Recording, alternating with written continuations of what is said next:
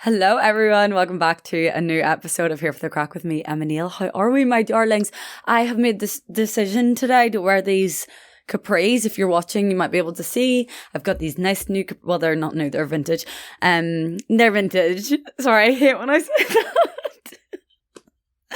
I give myself the ick when I say, sorry, you can't get them, they're vintage. Sorry, I actually got them on Vinted.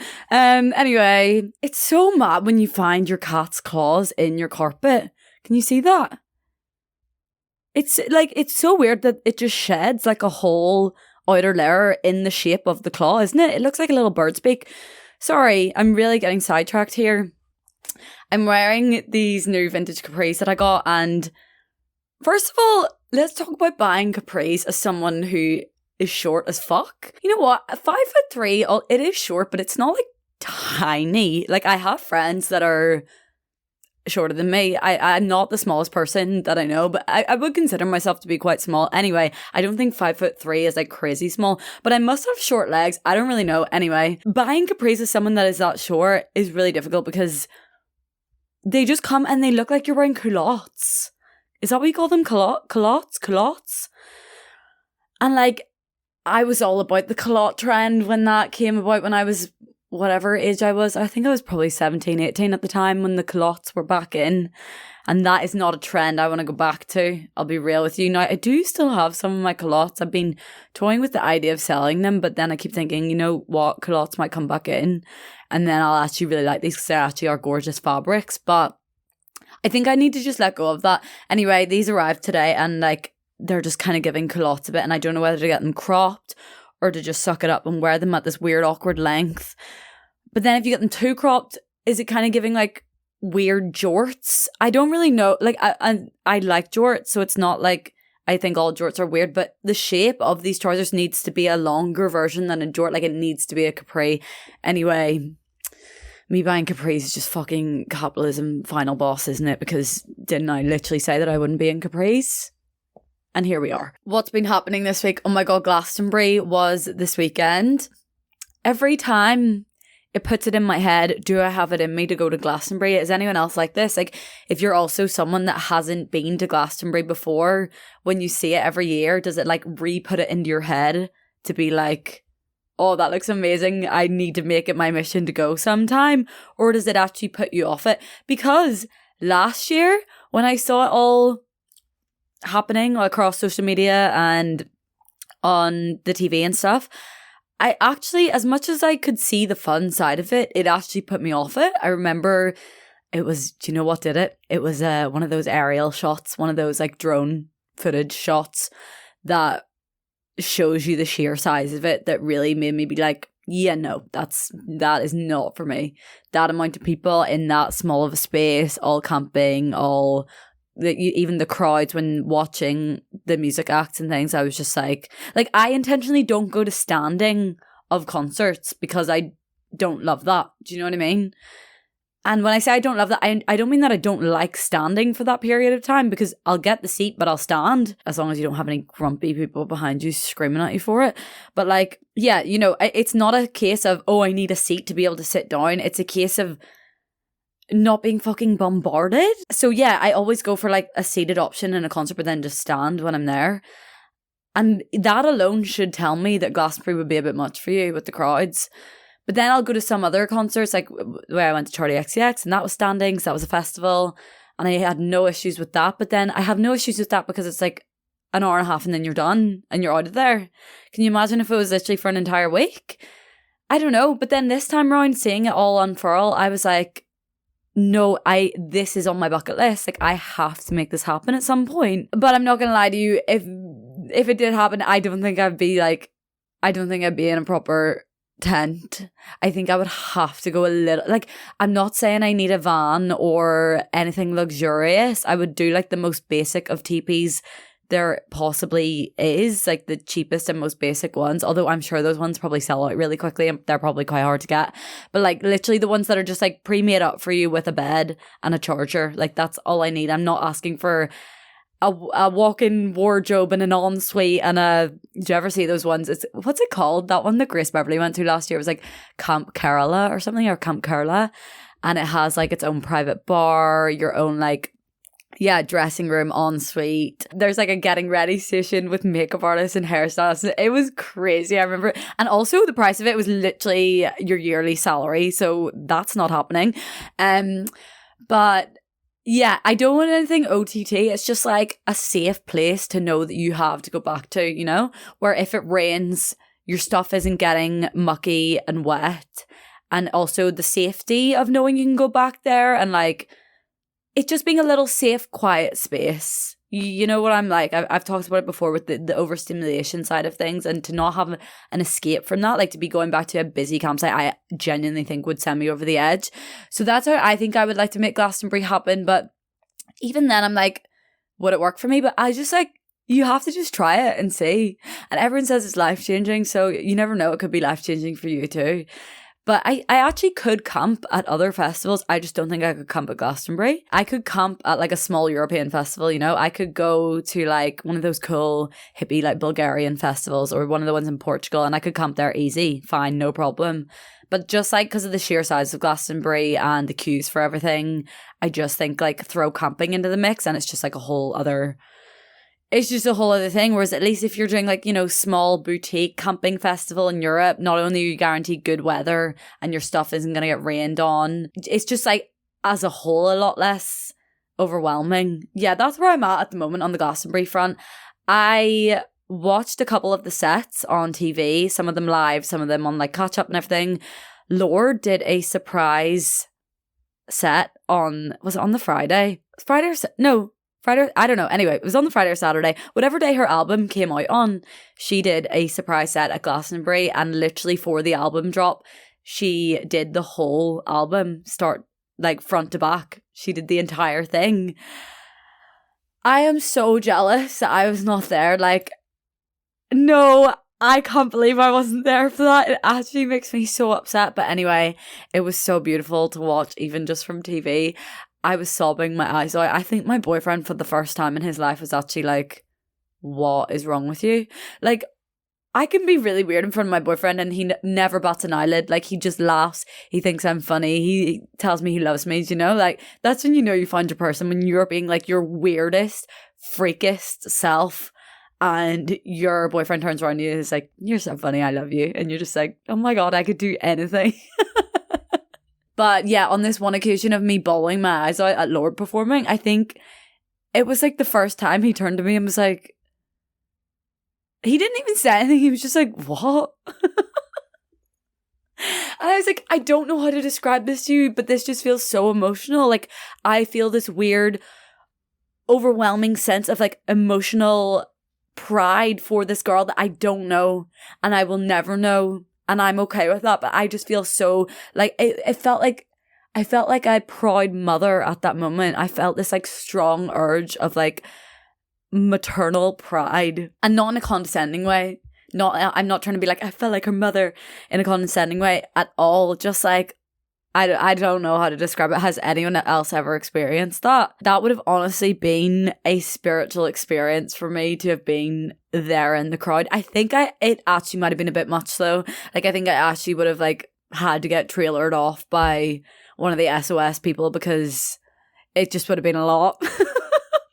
I'm always up for some festival recommendations though. Like, if you've been to any cool festivals in Europe that are a bit not as well known, please send them my way, because I'm all about that, you know, something just a bit more low key, something a bit less stressful, a bit you can be naked is basically what I'm getting at. No, I'm joking. But a lot of them are like that. But no, that's not even what I'm looking for. But you know that vibe, that like hippie vibe, people are doing naked yoga, shit like that. That I feel like that's what I'm after, where I just like can let loose for a week. Not let loose in the set. Anyway, no, I don't even know what I'm trying to say. I just love when you hear, like, my boyfriend's brother went to like a random festival in Portugal last week and it just looked so cool and I'd never heard of it before, so I just love finding out about like different ones like that. Anyway, I've actually decided this week that I'm reinventing myself. I don't know what came over me, but one day I just decided, you are a boring bitch. When I say a boring bitch, I meant in what I was wearing. When I say reinventing myself, I actually don't mean like my whole life at the moment. I mean like I need an overhaul in the wardrobe front. And sorry, when I say I need an overhaul in the wardrobe front, I don't actually mean like, I mean, okay, sorry. Let me explain. I have a wardrobe full of clothes and I have a wardrobe full of gorgeous, cool, fun clothes.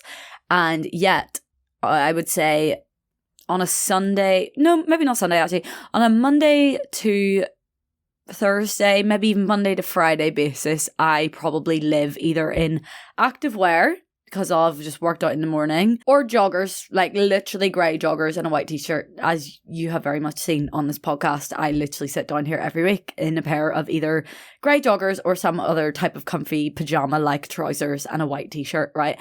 And I had to take a little step back and take a long hard look at myself and be like, you have this perception of yourself, right, as being into fashion, right? And sorry, I am into fashion, but I think my perception of my style is actually different than what I project myself as, because the only times I get dressed up are for like certain things. And then I was like, why are you waiting to wear all these clothes? Why are you waiting around for the right moment to wear these things? Like, you can actually just dress cool on a day-to-day basis. And the issue is that I really struggle to wear anything that's not comfy in the house. Like, I'm one of those people that has to be in comfy clothes the second they're in the house. Like, I was like, you know, second you come home from school, straight out of the uniform, into the tracksuit, into the pajamas, into the dressing gown, whatever it may be, just into something comfortable. I've never understood that. Like, how you could just stay in your school uniform until going to bed haunts me. My dad would like come home from work and stay in his suit, and he doesn't really do this anymore. Actually, he comes home and gets, well, I think he goes to the gym after work now, so he wouldn't be in his suit. But like, I just remember as a child, like my dad would always come home in a suit with a shirt and tie and not take it off until he was going to bed. Like, I remember lying in bed trying to fall asleep and hearing his fucking suit shoes stomping around on the kitchen tiles and being like, that fucking man never takes those stupid hard shoes off. But like, he just stayed in that until literally the second he was going to sleep. But I've never understood that. I've always just been a comfort is key in the house.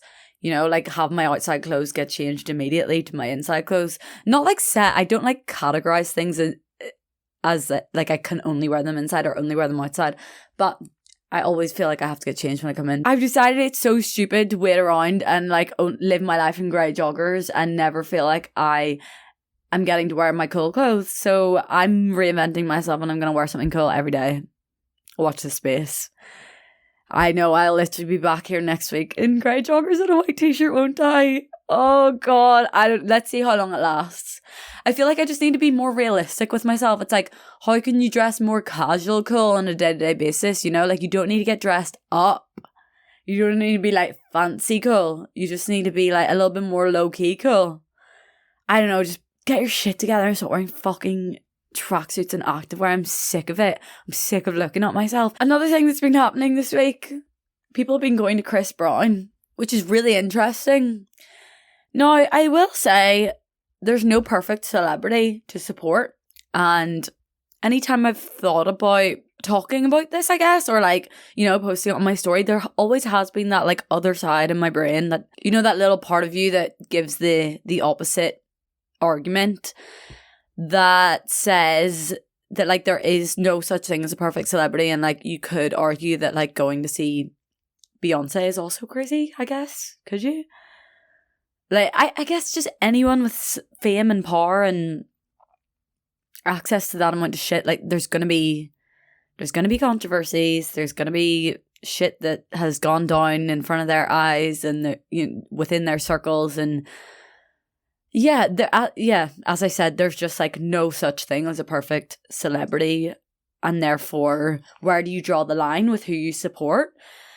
But I can pretty point blank say that I personally would draw the line at Chris Brown. I don't even think I need to justify that. Like, I don't even think I need to get into it and start listing the amount of things he's been convicted for, accused of, and is currently still going to court for things. You know what I mean? Like, I don't need to get into all that. Like, you're not stupid, you know that. So, yeah, I mean, I think you have to draw the line somewhere. And I just find it so insane that people are still supporting that man. Like, how is he performing to a sold out tour? That is mind-blowing to me. I can't wrap my head around it. And like, the girls being all buzzing about getting up on stage, are you not embarrassed? Are you not embarrassed? Because I'm embarrassed for you. I was going to say I'm so sorry, but like, I'm not even sorry. I am embarrassed for you. How do you not feel any shame in that? But then like some people that were talking out about not supporting Chris Brown and thinking that it was crazy that girls were going to see Chris Brown were the same girls that were going and supporting Zach Bryan. So, you know, it's one of those things. It's like people have their things that they're willing to block out, you know, people have their tunnel visions and they're willing to block out certain things for particular artists. Anyway, let's get into this week's podcast topic, shall we? This week I wanted to talk a little bit about the fact that we all seem to be so overwhelmed by our phones and by social media and by replying to people and keeping in contact with people and answering calls and all of that. Like, we're so overwhelmed by that side of it, but then at the same time, we're so chronically online. You know, it's like I'm such a bad replier, I'm so sorry, like replying to something a week later, or like seeing your parents be like, oh, sorry, I haven't answered your calls in 2 days. But then in the same breath, like having an 8-hour screen time. And I think a lot of people can relate to that because, I mean, you're probably lying if you say you're not addicted to your phone. There's probably I'm trying to think. There definitely are some people in my life that have a more healthy relationship with their phone than I do. But I would say 95% of the people that I know are heavily, heavily addicted to their phones. But then at the same time, being the really bad replier. And actually, funny that I say that out loud now. And I'm thinking about the friends that aren't as chronically online and aren't as addicted to their phones. They're actually the better responders. They're the people that I know if I WhatsApp or if I text about a plan, or, you know, like I have a friend that lives in Manchester, for example, and I feel like she's like the least chronically online person I know. Well, maybe not that I know, but anyway, she's like pretty not chronically online. I know that I can message her and be like, I'm coming to visit you in Manchester, like what suits? And I know I'll get a response that day. Like, that's never an issue. And I feel like that's probably a symptom of not being chronically online and not having this like bad relationship with your phone where you're always like burnt out from it and then almost anxious to respond to people. If you think back to what social media was when it kind of first became a thing, it looked so different to what it does now. Like, it actually, there was an element of community and socializing within the original social media. I'm trying to think of ones I did like as a kid. I was like just on the cusp of like the Bebo and the MySpace era. I think I maybe had Bebo for all of about, I want to say 6 months before it got shut down. I just missed the MySpace kind of thing, but I remember seeing like babysitters having their MySpace open and thinking it looked so cool. And it was so like based just on your friendship group, you know, like you were very much just engaging with your friends. It was almost like a big group chat, but like with other fun elements to it, you know, with being able to share photos and like things. And not that you can't do that on WhatsApp and stuff now, but it was like in a different way, you know, you had your own page, you had your all these like stickers, and it was very of its time. Like, I can really visualize it right now with the big glittery stickers and stuff like that. But they were all very much like rooted in socializing and in community. And even like ones you did when you were like a child. I probably went from like Neopets and Club Penguin. Club Penguin was so funny. Do you remember like as a kid being a little terror on it and like trying to see how far you could push the boundaries before they would like, I don't know, would they ban you or would they put you on like a 24-hour? I can't even remember. I remember I used to go around to my friend's house and she would just like, she would just see like how the website would respond to it and like whether they'd kick her off it and stuff.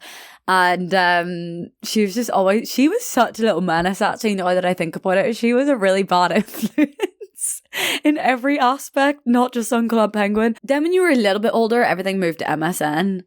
I still have an MSN email and everyone always thinks that's insane when every time I have to tell someone my email, they're like, that's from the fucking Stone Age. It's like, what do you mean? Why don't you change it? And I'm like, I'm not going to change my, like, it's been my email since I was literally 12 years old. Like, it's so weird to think you even had an email at that age, but I suppose you just had it to like sign into your MSN account, which was like linked to your, well, people would have like Hotmails, didn't they? It was always MSN or Hotmail or I don't know. Anyway, why would I change my email? That's so annoying. Like the admin behind that and having to get everything redirected to a new email. I mean, I'm sure there's just something you put in place that does it automatically, but like that's just not happening.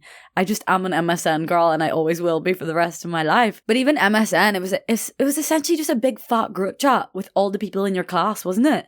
I remember literally coming home from school and just having like a whole group chat of literally everyone from my class in it. And so it was just like another way of interacting with them. And the thing is about all of those things that I've just discussed is that they were so non-invasive in your life. They were so like, there was such a boundary. Like you came home, you might have been allowed to go on the family computer for your given slot of 30 minutes, maybe 1 hour max. And then it was someone else's turn. Like you had to get the fuck off. Like you weren't spending over an hour on MSN. Do you know what I mean? That would have been crazy. So it was very separated from life. Like it wasn't interfering with your after school activities. It wasn't interfering with your homework. Well, it might have been just like, you know, you might have been like, oh, Mom, I'll start my homework after I get my time on the computer. And then you would have started. But it wasn't like, then when you sat down and did your homework, you weren't thinking, oh my God, I need to get back on MSN. I need to get back. You know what I mean? It wasn't like constant notifications coming up. Like you were logged out, that was it. And once you logged back on, that would, you know, you'd be back there. But it wasn't like now where we just have like constant influx of notifications, constant access to everything. It was like this designated time of allowing yourself that. Even when I moved on to like my Tumblr phase, my Tumblr era, which had its it had its negatives for sure. The Tumblr girl days they were pretty toxic. I mean, there was probably times I was using Tumblr in a really good way, and I would say there was a lot of times where I was using Tumblr in a really negative way. I think it was tied in, for me anyway. I know a lot of people had a really positive experience on Tumblr, and they were a part of like movie review communities and like Harry Potter lover communities, and you know, like Tumblr was kind of one of those places in the internet where you could really like find your little niche community. And for me, it was giving like skinny talk, it was giving eating disorder content, it was giving, even when it wasn't like your full-blown eating disorder content, it was still very much like romanticized ideas of like skinny girls on a beach, skinny girls on a boat, just lots of skinny girls in bikinis, let's just say. But even then, it was still very controlled. It was still just on my laptop. I wasn't going into school and thinking, oh my God, I need to get on Tumblr to talk to so-and-so and I need to see what the recent reposts have been, or what was it you did? Reblog. I need to see what all the recent reblogs have been. Like, it wasn't like that. It didn't take over your life. It didn't affect your day to day. It was like, after I got home, after I did my shit, after I came home from dance class, it was like 8 p.m, I'd had dinner, and then I'd log onto Tumblr. And I remember being so frustrated. Like, do you remember the way you used to scroll and you would actually come to the end? Because it just, your timeline was just like who you followed. So when you got to the end of that was just it, done. And it would just say, I remember it so clearly, it would say at the end, like, you have reached, or whatever, I don't know, there is no more content left, or like, I don't know what the words were, but I can see it in my head. It would be like, there are no new posts, that kind of thing. And I remember every time being seething with rage, like, oh my God, so I post something, and I would reload it and there'd be like one more, and then I'd be like, right, this is your sign, go to bed. And that was good. Like, that gave you a cutoff point.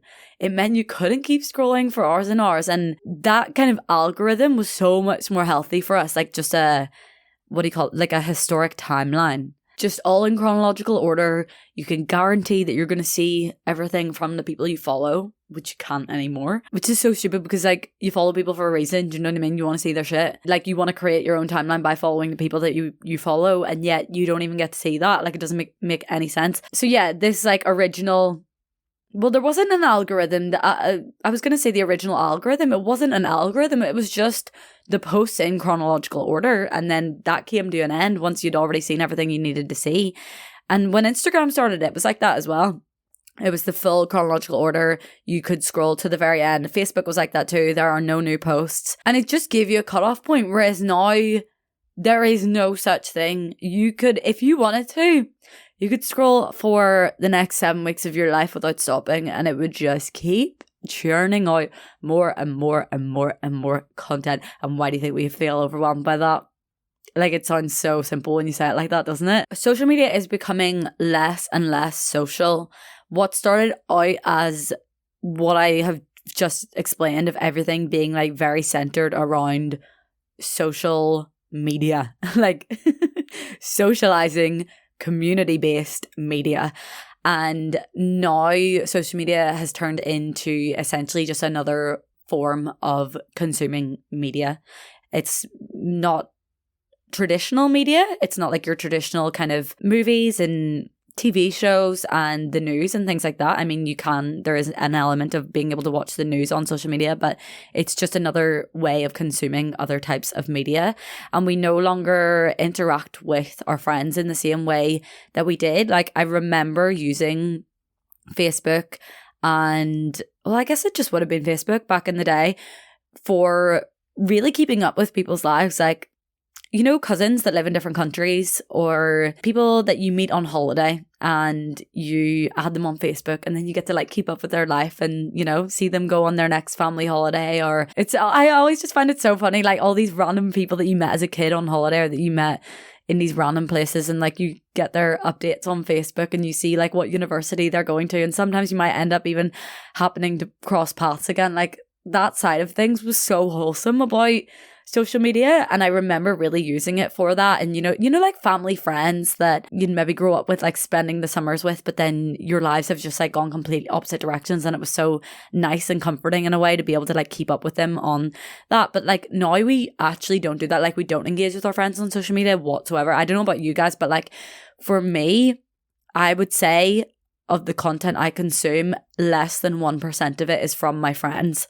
And I'm not saying less than 1% of it is from people I know, because I do know other like content creators and people whose content I consume that I do actually know, but I'm talking like my friends, like my circle.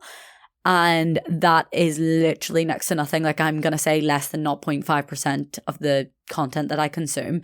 And I think that over time, as social media has become more of this just like media platform, and it's just full of influencers, businesses, and other types of content creators. So essentially people that are using social media as a means of either directly or indirectly monetizing, you know? So whether that is by building a brand, or by building some sort of business, or by building a personal brand for them, like as an influencer or as a podcaster or whatever it might be, that's the direction now social media has gone, where it's all of those like versions of content creators pushing content. And so with the rise of that, I think the people that don't do that are now way less inclined to post, because that's just not really the vibe anymore. Do you know what I mean? Like, remember the days of just like everyone posting all the time? Whereas now my friends that don't, now I do have some friends that like post content and stuff, but like my friends that just have like very, very normal jobs and would have just like engaged in social media in a way that we all would have in school type of thing, you know, maybe just like uploading on Instagram either every week or every other week kind of thing. They've all like completely disengaged from posting on it. I would say they probably post like once a year. You'll get like a little holiday post from them once a year. Maybe when they get engaged, we'll see a little post from them, a little collaboration post from them then. Do you know what I mean? Like, it's really just not as much of a thing anymore. And I think there's a lot of reasons as to why that is. Like, first of all, with it becoming a lot more of just like a media platform that content creators are using. But secondly, also because of like how big it is now and how much it's tied to you and to your name and like your digital footprint. And so I guess if you are someone that's like in a more serious field of work, like the thought of potential employers being able to like see different things you post on social media can be a bit of a turn off. And then with it all seeming more professional, because things are being posted from more professionals that are good at taking content and good at taking photos, then you're kind of like, what's the point in posting this? Like, does this look shit compared to other people's things? So I think there's like lots of reasons as to why people that aren't like content creators aren't posting anymore. But that doesn't mean they're not still consuming social media. It just means that like as a whole, we're all engaging with it very differently, and we're not engaging with it with each other within it socially. And so what once was used for a way for us to like keep up with other people's lives and socially interact with our friends and make us feel like we're kind of in the loop in ways that didn't require us to like constantly have to call people and constantly have to directly message people one-on-one. It was kind of like a nice little like passive way of keeping up with people. We're not even getting that anymore. So it's like we're losing the entire social aspect of it. The way we are engaging with it now and how kind of disposable content has become now, like how just fast and short and flickable it is, like how quickly you can flick through it, is literally rotting our brains from the inside out. I know you hear that phrase being thrown around left, right and centre, like, it's rotting our brains, blah, blah, blah. But it actually is like, when I've been really thinking about this over the last couple of weeks, and my phone addiction is something I'm really trying to tackle. I've been reading a lot about phone addiction. I have so many thoughts on this topic. Like, you want to see my notes for this podcast? It's insane. I'm never going to get through it all. And I feel like I could definitely do a couple more episodes on this because there's so many elements to it. But we've all been like sucked in by this new short form content epidemic, and it's literally altered the way our brain works. Like, it actually has fucked up our attention spans.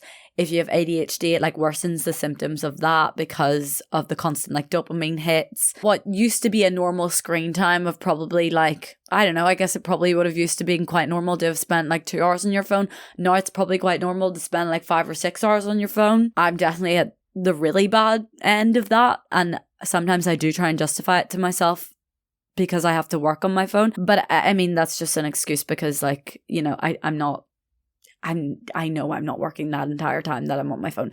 But anyway, we're all so addicted to it. And the way that we flick through TikTok now, where you literally just like go through a million emotions within the space of 5 minutes, and then you just like put it down and get on with your day, like, obviously your brain is fried. Sometimes I'll catch myself, and I'm really trying to get on top of this. Like, if I just like mindlessly reach for my phone at the minute, I'm really trying to consciously be like, you're not picking this up for any reason, like put it right down, because I can get really sucked in really easily, and before I know it, like lost track of time 1 hour later, and I'm like, holy fuck, what have I done? Sometimes I'll catch myself and, you know, I'll be making a coffee, let's say. I'll be standing there making a coffee, but I am waiting for the machine to heat up. And in the interim, I pick up my phone and I start scrolling.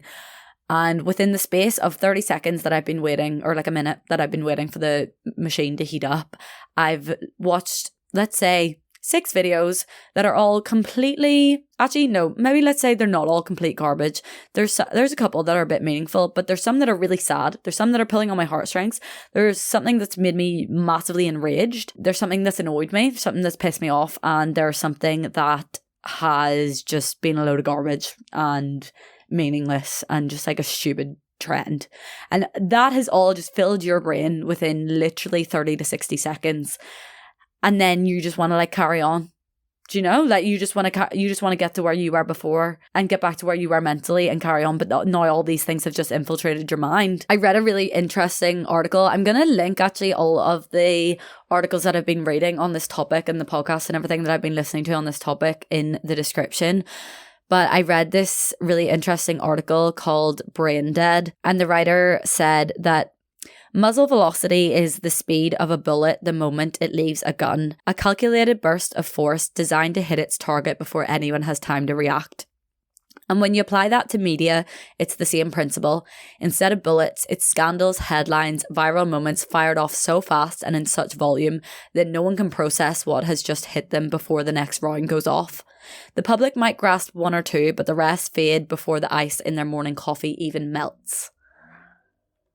And then she went on to say, the analogy of each 10-second piece of content hitting you like a bullet again and again actually makes me feel sick to my stomach. The sheer velocity of it, the force, the way the algorithm doesn't stop, it just reloads and keeps firing, no time to breathe.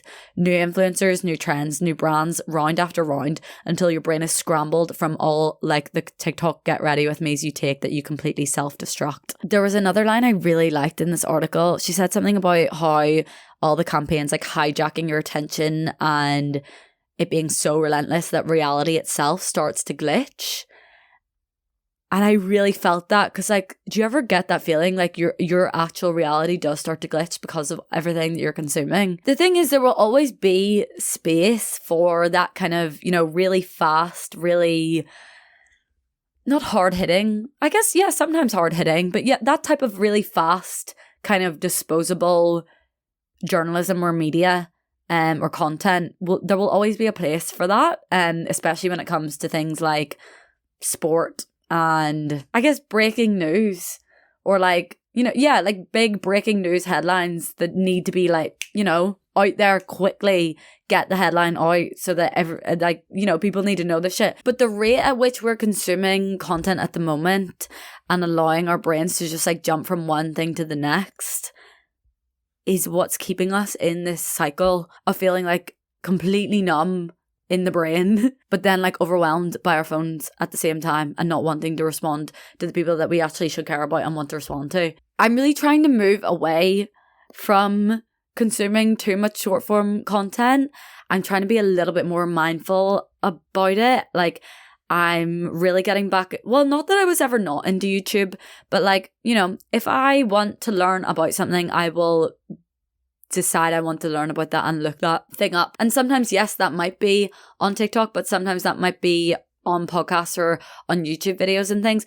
But I think I'm really trying to stop myself from the mindless doom scrolling. And I actually did it last night and I was so angry at myself for it because I just thought, you didn't need that and you felt so shit after it. And like, what have you learned from it?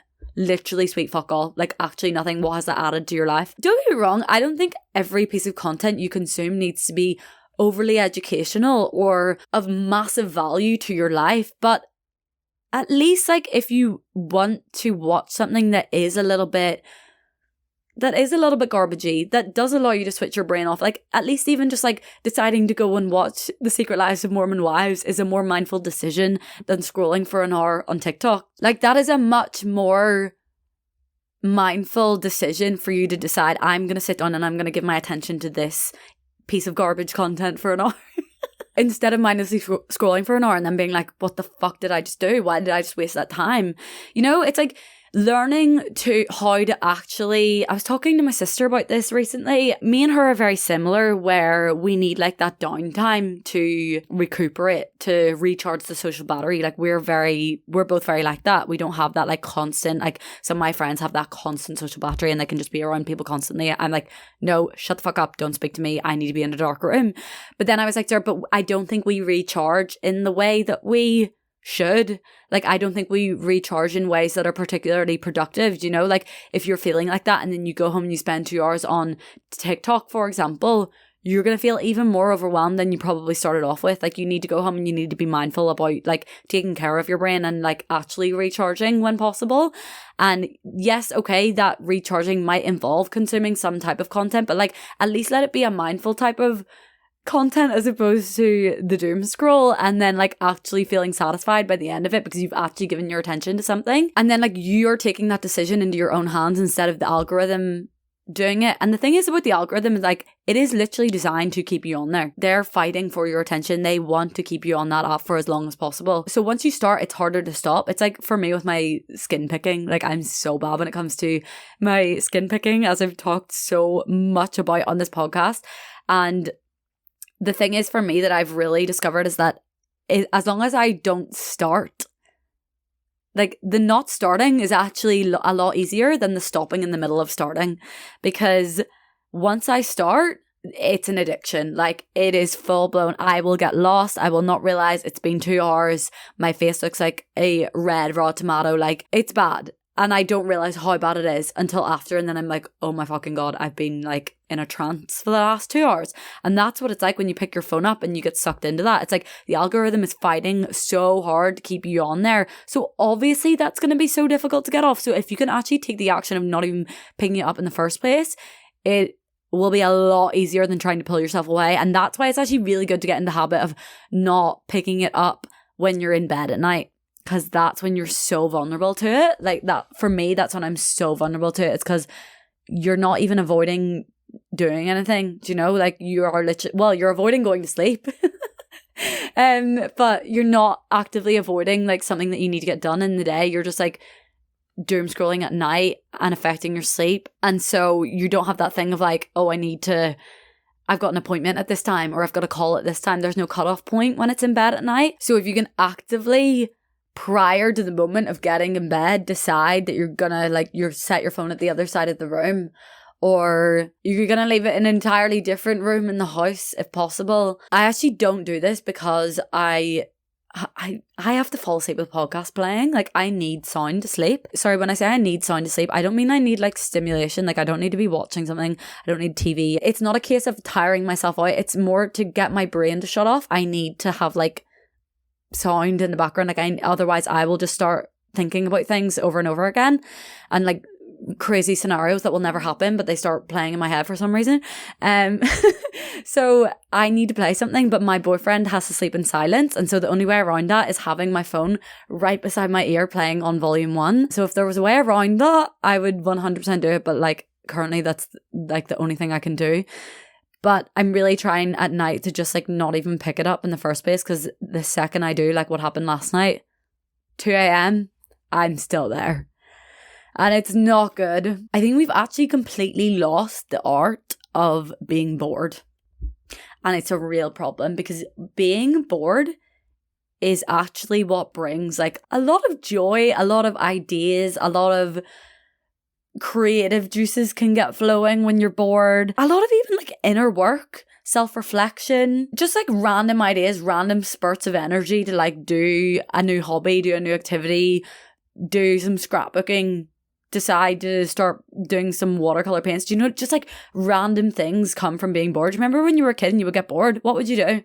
You would literally find anything and you would just have fun with it. Like, you would go and have a water fight with the other fucking kids in your street. You would take out your colouring book. You would read a new book. You would learn a dance on YouTube and then perform it to your parents. Like, do you see like all the different things that would come from just being bored as a kid? And we actually don't give ourselves the opportunity to be bored, because the second we feel boredom creeping in, phone's in the hand and we're scrolling. In my head, I'm like, oh, I have no free time. Yes, you fucking do have free time, but you're filling it with scrolling. The thing is though about phone addiction, it's such a hard one to get over. We're in such a tricky place to get over it, because it's so heavily involved in everything that we do. I saw this comment under Mina Lay's YouTube video that she did on why is social media not fun anymore, and someone commented saying that figuring out how to get rid of a screen addiction is like trying to figure out how to stop a nicotine addiction while also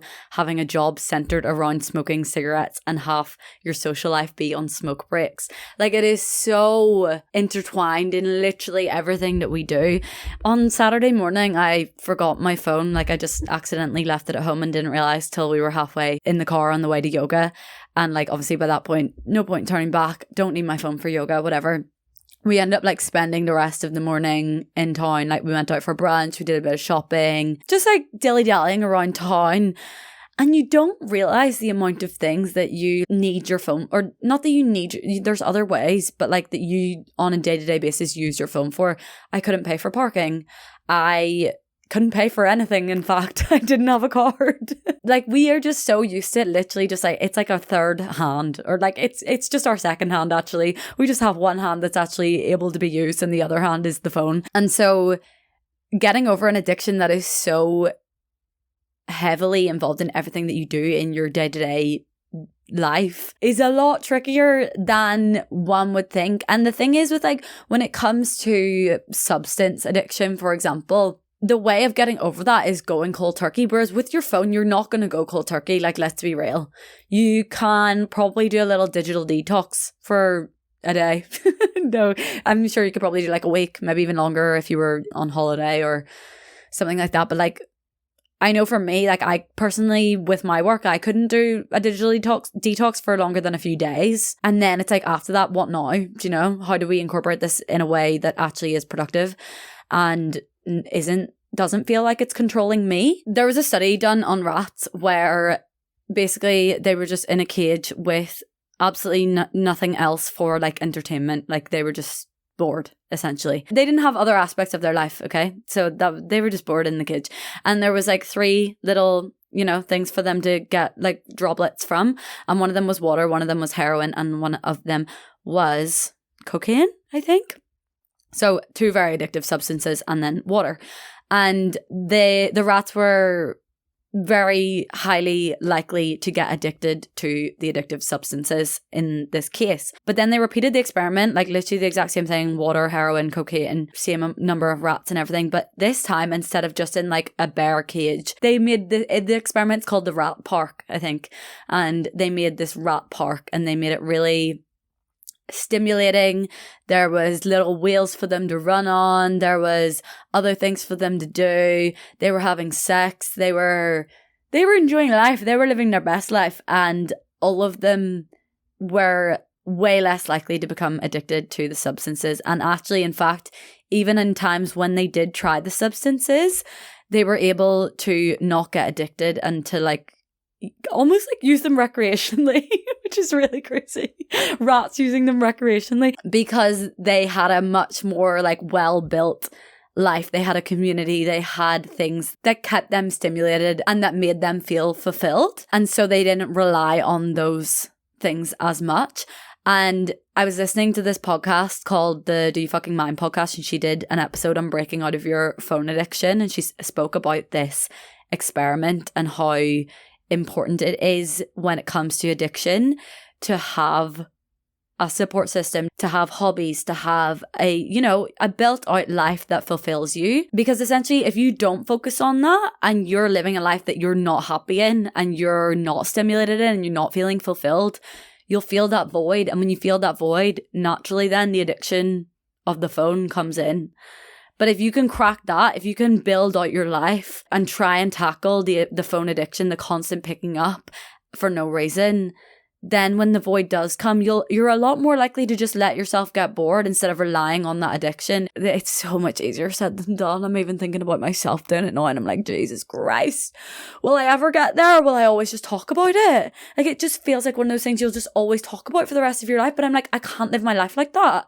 Like, I don't want to get to the age of like 50 and be like, I've literally spent all my years addicted to my phone. Like, when you think about all those hours accumulated, how many years that it makes me sick. It makes me sick to my stomach. We're all gonna, say it with me, we're all gonna remove notifications, number 1. Either, I was gonna do the whole do not disturb thing, but like, I actually think that's kind of annoying. I did that. I spoke about that before, saying how much it annoyed me, the people that just kept their phone on do not disturb. But I also respected your boundary, Yeah, I think I'm just going to turn off all notifications for every app. We're going to have social media free mornings and evenings.